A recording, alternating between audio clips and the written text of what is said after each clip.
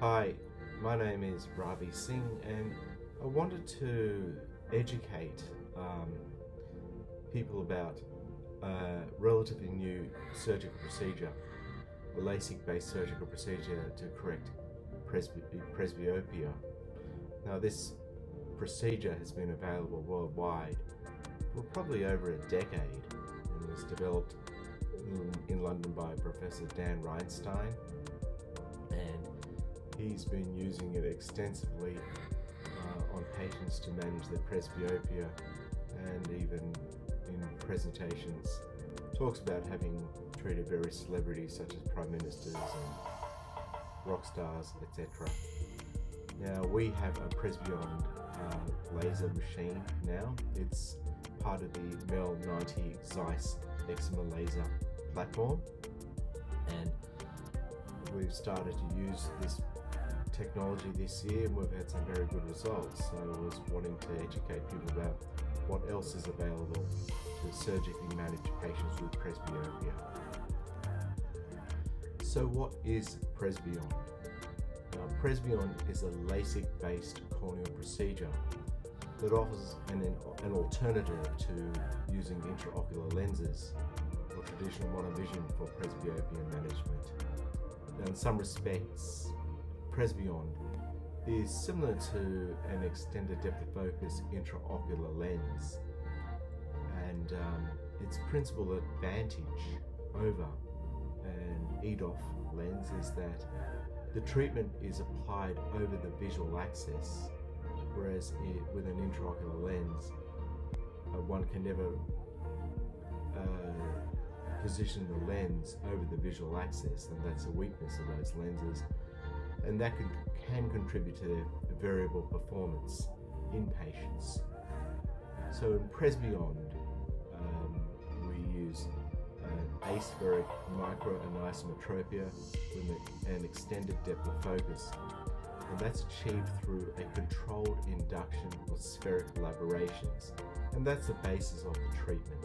We are modifying spherical aberrations, ideally a little bit positive or a little bit negative, within a sweet zone, so as to create an extended depth of focus of the lens that increases the patient's depth of field. And unlike standard monovision, patients actually experience an intermediate blend zone, and you can see in the diagrams here that in the bottom diagram is traditional monovision, good near vision, good distance vision, but perhaps a little bit of a blur zone in the intermediate range of vision. Whereas with Presbyond, we're getting distance vision, we're getting near vision, and we're getting good intermediate vision as well.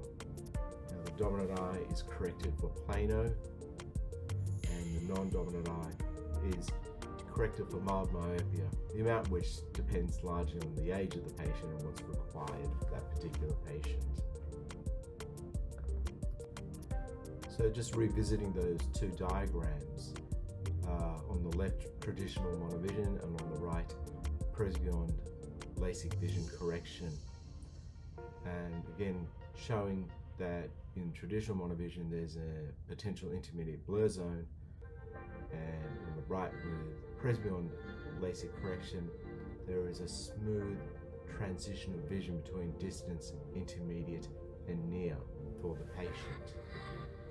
The extended depth of focus also creates some level of near vision even for the dominant eye, and also creates some level of distance vision for the non-dominant eye because of the induction of spherical aberrations within a sweet zone, a sweet spot, so as to not degrade quality of vision, while also amplifying the range of vision in each eye. And that contributes to functional day-to-day vision for these patients. And this is achieved with a LASIK procedure as compared with a intraocular lens procedure, which by definition is a more invasive procedure that carries the potential for higher surgical risk for the patient and also is potentially a much more expensive procedure for the patient also.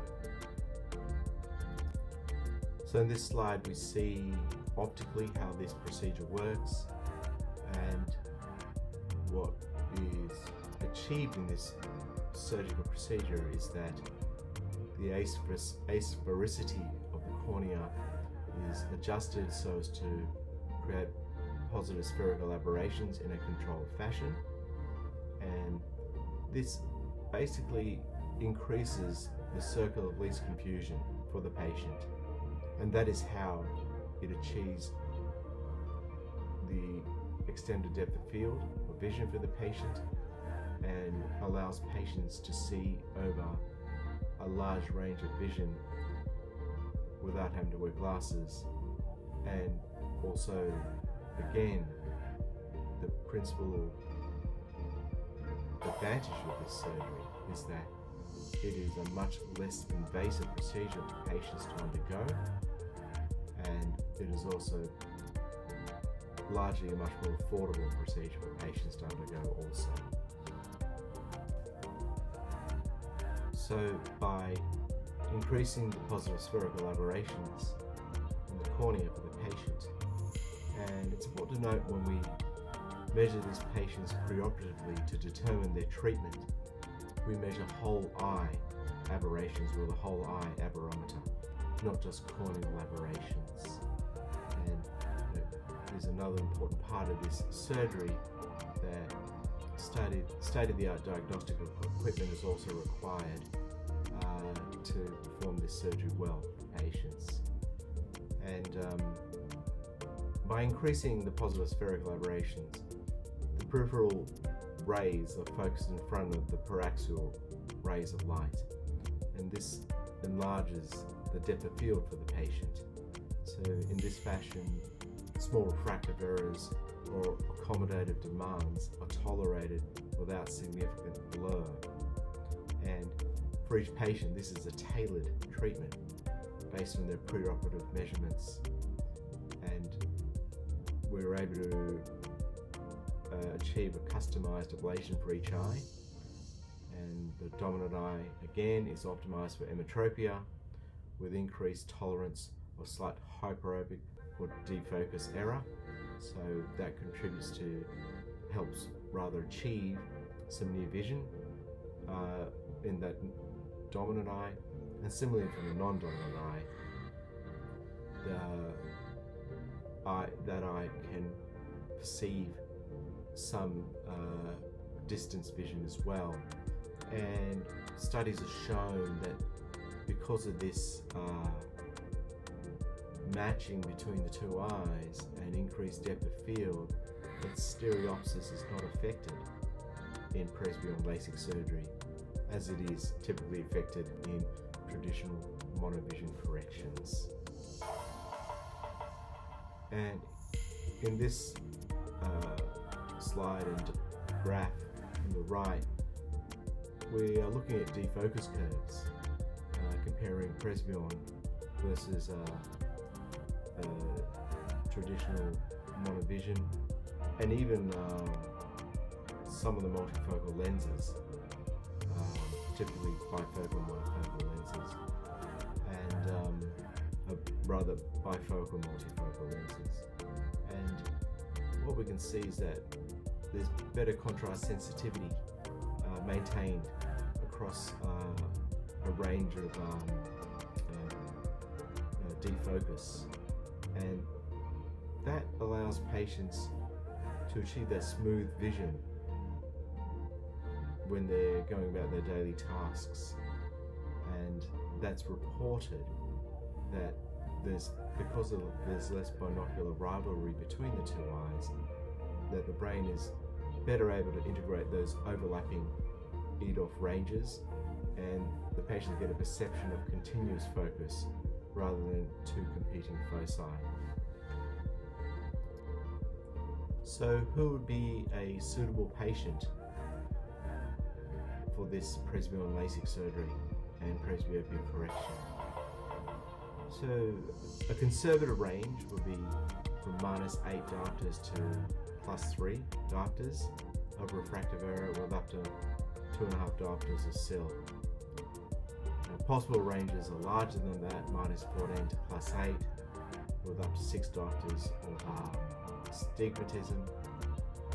This is probably not what our facility will be doing typically, but you can see that the large range of patients will be managed with the conservative guidelines for this surgery. The contraindications for this surgery is the presence of cataract. So if there is some cataract present, it's probably better to consider a lens-based procedure for the patient. And if there's any inflammation or infection in the eye, clearly they're not suitable for surgery. Corneal thickness, 500 micrometers or higher, will be okay for this surgery. Moderate to severe amblyopia is a contraindication. I would be cautious even in using this in patients with mild amblyopia. I'm in general cautious about using EDOFs or even trifocal lenses in mild amblyopia, because you can never know preoperatively how they're going to go postoperatively with these lenses. Clearly unstable refractive error, which is probably less likely in the presbyopia age group, and if this were present, it would likely be due to an ocular surface problem, and that can usually be addressed preoperatively and achieve a stable refraction that way. And of course, patients need to be able to tolerate some level of cross blur, and this is tested with a phoropter. And if patients fail this, then they undergo a contact lens monovision trial. And if they still find this problematic, we then discuss other options for refractive surgery, typically a lens-based refractive surgery and one of the EDOFs or trifocal lenses. So this is some clinical evidence from a paper outside of Professor Reinstein's clinic.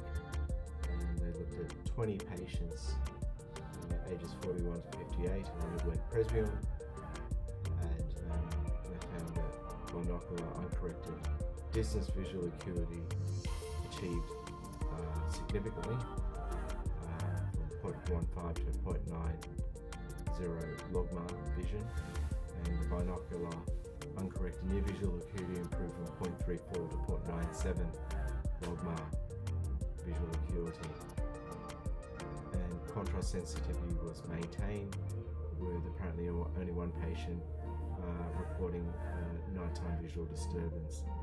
And if a patient reported visual disturbance, I would expect that to resolve over time as a patient neuroadapts to this new spherical aberration setup in their optical system. This paper also looked at the postoperative spherical aberrations, and those numbers are within that sweet zone, which is 0.02 to 0.06 micrometers of spherical aberration in the whole eye, not just the cornea. And stereoacuity was also maintained, and patients seemed very happy with their vision in this eye now. They were talking about over 95% were happy with their vision correction, compared with only 59 to 67 for traditional monovision approaches. I would say that traditional monovision approaches are more successful than that, and that's largely based on preoperative testing to make sure patients will tolerate the anisotropia. That's an aside point. And 95% of patients were 20/20 or better, and also reading newsprint size text at near. So this is a table that we won't labour, but just showing our patient results. We've got final visual acuities at their final post-operative check, and we'll summarise that with some graphs in the next slide. So in terms of visual acuities, on the left, the first two column graphs are of unaided distance visual acuity in the dominant eye, and you can see that everybody was 6 on 6 or better, which is encouraging. And then the remaining graphs are number of patients what their distance visual acuity was in the non-dominant eye, and that shows the majority of patients achieving visual acuity of 6 on 12 or better. There was an outlier at 624, and I think this can be variable for patients in terms of what vision they get, what amount of myopic correction they receive, and whether they had perhaps a slight overcorrection or not. And the drive for performing an enhancement procedure in these patients will be driven by symptoms, i.e. whether the patient is satisfied or not with their vision. And we are more than comfortable performing enhancement procedures for LASIK, and we do not charge for these procedures. And just a summary of the near vision reported binocularly, and all the patients were N6 or better, and that would help patients be able to do 98% of daily tasks without glasses.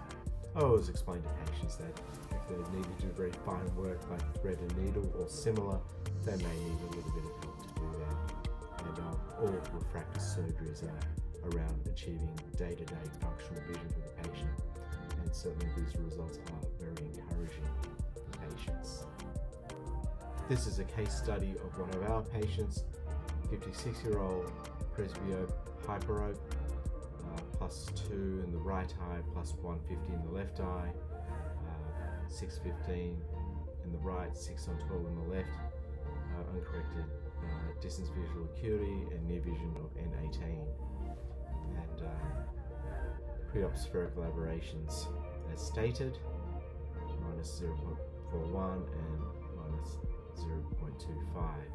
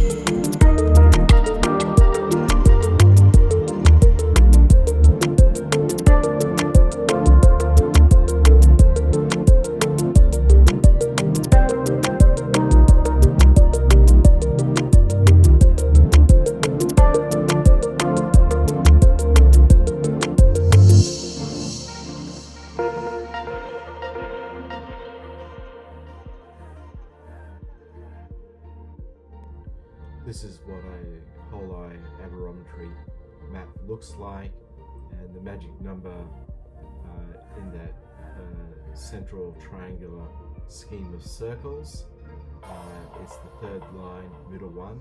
That's spherical aberration. And these are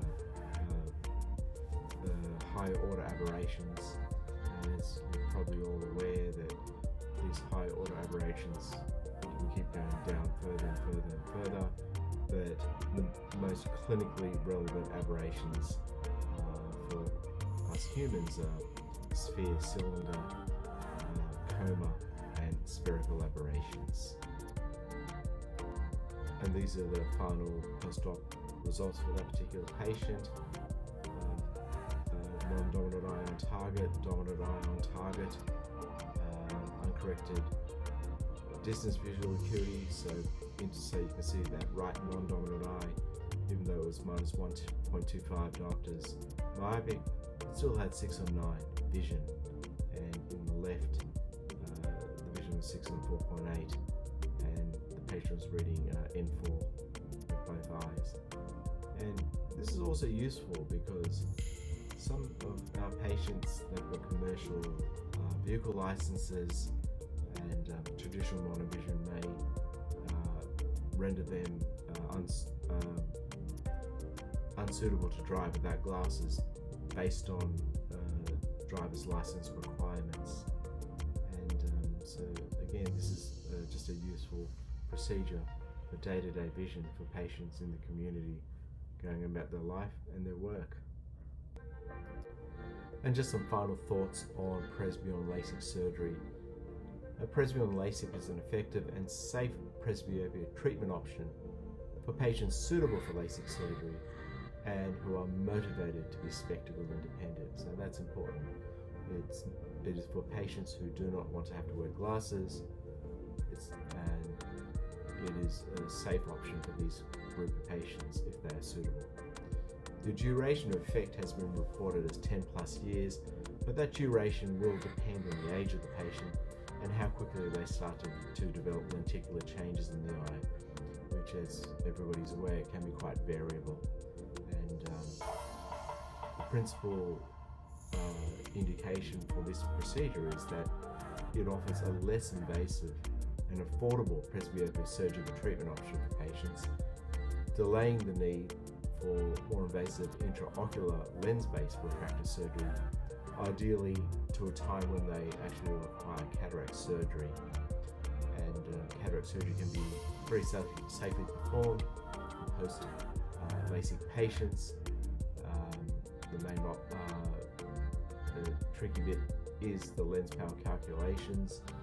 They are less accurate after previous LASIK surgery, but with our current software algorithms, this has become a much rarer occurrence, which is good.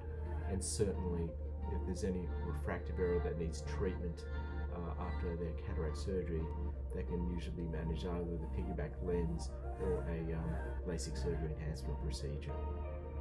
Thanks for your time, and we really hope that this new form of CPD online is useful for you as well. And if you've got any questions about Presbyond, let us know through the WhatsApp group or reach out to us through our